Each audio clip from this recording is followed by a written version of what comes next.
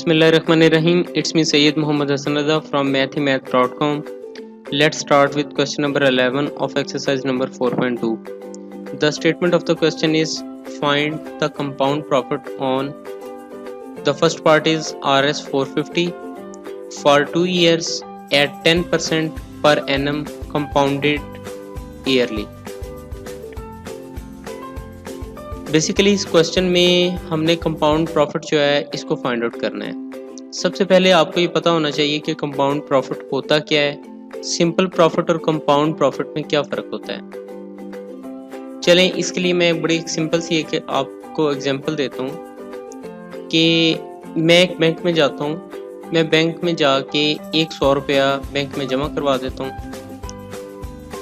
और ये मेरा डिपॉजिट जो होता है ये 1 ईयर के लिए मैं करवाता हूँ और इस पर बैंक मुझे 10% मुझे प्रॉफिट रेट दे देता है कि वो मुझे प्रॉफिट देगा 10% के अकॉर्डिंगली।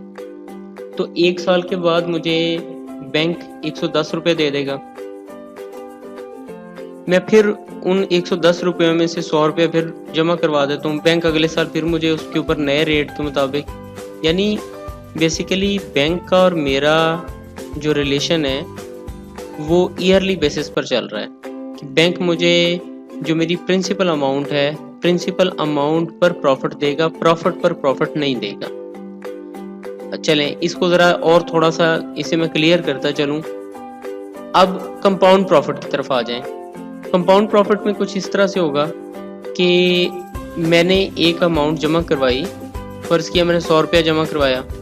100 रुपया जमा करवाने के बाद अगले साल और 10% जो है ना इसका प्रॉफिट रेट है, अगले साल यही अमाउंट 110 रुपये होगी।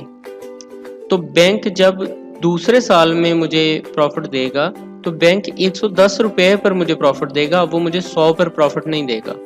यानी बेसिकली कंपाउंडेड जो आप डिपॉजिट करवाते हैं उस पर आपको प्रॉफिट पर भी प्रॉफिट मिलता है। इस क्वेश्चन को सॉल्व करते हैं। इसके अंदर हमारी यहाँ पे ये जो Rs 450 है यानी 450 रुपये 2 साल के लिए ये जो है ना डिपॉजिट हुए और इस पर 10% जो है इस पर एनम कंपाउंडेड जो है ईयरली ये प्रॉफिट मिलेगा। तो इसके अंदर प्रिंसिपल अमाउंट 450 की आ गई, टाइम इसका 2 इयर्स का है, रेट इसका 10% है। सो यहाँ पे जब हमारे पास ये यानी हमने कंपाउंडेड प्रॉफिट निकालना होता है तो जो हमारी फाइनल अमाउंट होती है, फाइनल अमाउंट को कैलकुलेट करने के लिए हम यहाँ पे principal amount multiplied by 1 plus rate over 100 raise to power time. अब यहाँ पे हमारी प्रिंसिपल अमाउंट है 450 की, 1 इसी तरह से आ जाएगा, रेट हमारा 10% का है, टाइम हमारा 2 ईयर का है और ओवर 100 इसी तरह से आ जाएगा। सिंपल हमने इसे कैलकुलेट किया, यहाँ पे ये हमारे पास 1 ओवर 100 प्लस 1, सो ये 11 ओवर 10 का स्केयर आ गया। तो हम इसे 1.1 का स्केयर भी लिख सकते हैं, यानी आप इसे 11 को 10 पर डिवाइड कर दें, ये 1.1 का स्केयर आ जाएगा। जब हमने इसका स्केयर लिया तो 1.21 आ गया। 1.21 को आप 450 से मल्टीप्लाई करें, ये 544.5 आ जाएगी। ये यानी कि 2 साल के बाद वो आपने 450 जमा करवाए उसके आपको 544 रुपीज़ टोटल अमाउंट आपको मिल जाएगी, फाइनल अमाउंट मिल जाएगी। तो कंपाउंडेड प्रॉफिट आपको कितना मिला, फाइनल अमाउंट यानी ये वाली अमाउंट माइनस प्रिंसिपल अमाउंट जो कि आपने जमा करवाई थी। सो 94 रुपीज़ का इस पर जो है ना आपको प्रॉफिट मिल जाएगा, 94 रुपीज़ का। अब ये कंपाउंडेड प्रॉफिट है जो कि आफ्टर 2 इयर्स मिलेगा और अब ये प्रॉफिट पर भी प्रॉफिट जो है ना यहाँ पर लगा है।